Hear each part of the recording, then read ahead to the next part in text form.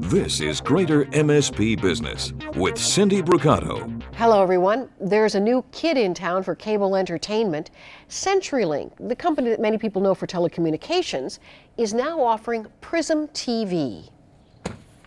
In selected neighborhoods of the Greater MSP region, customers can sign on for a package offering 310 channels, 210 of them in HD. The Prism TV product arrives as CenturyLink is rolling out a 1 gigabyte broadband fiber optic service. This ultra-high-speed service should be available to tens of thousands of Twin Cities customers later this year. Tyler Middleton, the Vice President for CenturyLink's Minnesota operations, is here with us at Greater MSP headquarters. Thanks, Tyler, for joining us today. Thanks so much for having me. I'm happy to be here. Tell us more about Prism TV and who can get it.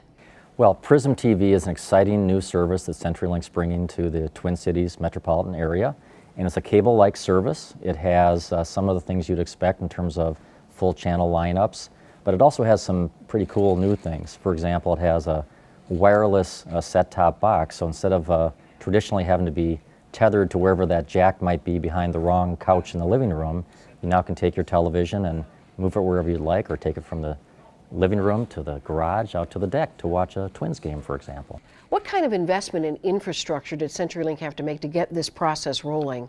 We certainly are trying to leverage as much of our existing infrastructure as we can, but we have to bring the content into the marketplace, the national content, bring all the local content, as well as the public, educational, and government access channels.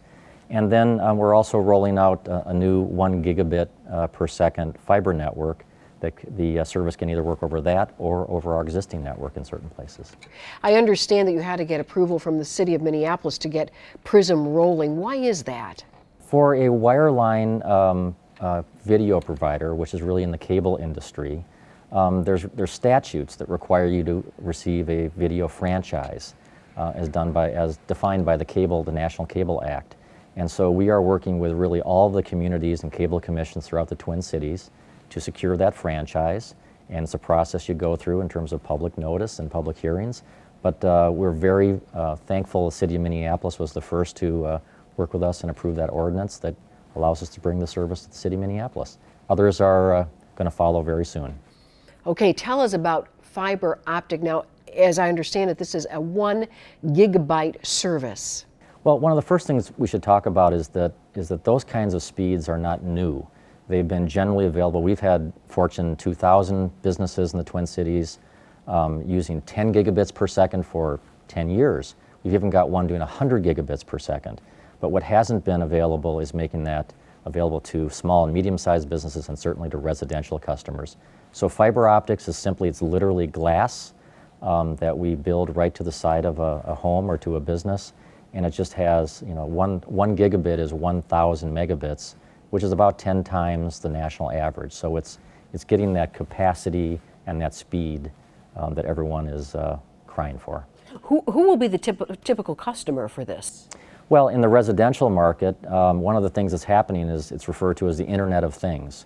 We all increasingly have our smartphones and our tablets and our televisions, which are all now increasingly using internet connectivity, but it's going to be alarm systems and security systems and refrigerators and toasters that pretty soon will have that.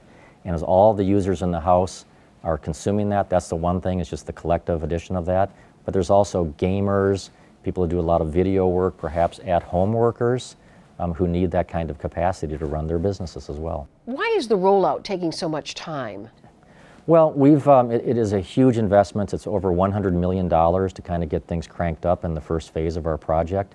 And it involves, as I said earlier, bringing the national content and local and the PEG channels to the market, preparing the existing network, building out the new gigabit network, and then working through the franchise process. So when you're talking about trying to bring it to all the households across the entire Twin Cities metro, it's kind of like we're building a brand new business within a larger business, and it's getting all the employees turned up, the systems, supply chain. It's just a massive undertaking.